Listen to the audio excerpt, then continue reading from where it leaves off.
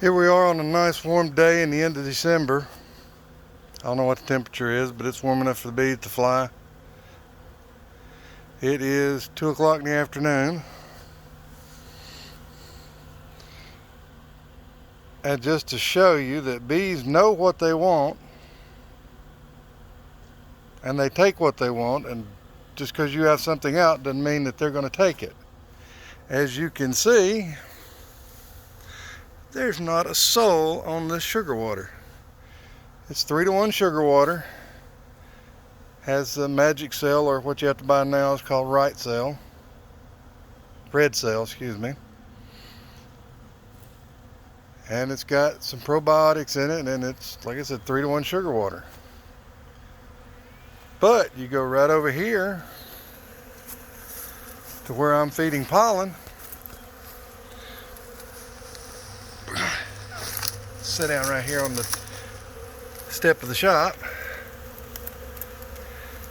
We're feeding pollen sub and powdered probiotics mixed together. And you can obviously see what they want. They don't want the sugar water. They're interested in the pollen. And I'm going to get the comments, or people are going to think, oh, just because I'm feeding pollen, I'm going to stimulate the queens to laying and have a big die-off when it gets massively cold here in a couple of weeks in January. Nah, I do this every year. Bees know what they want. Bees know what they need. The myth of bees don't use pollen during the winter when there's no brood is just that, is a myth. How healthy would you be if you lived on nothing but sugary honey for 3 months, 2 months, up north 4 or 5 months? They know they need pollen for protein, because the nurse bees have to digest that protein, have nice big fat bodies, fat stores, so they can feed them young larvae, get that ball a rolling for spring here in, I don't know, a couple of weeks. Probably got some hives down there and that are already brooding a little bit.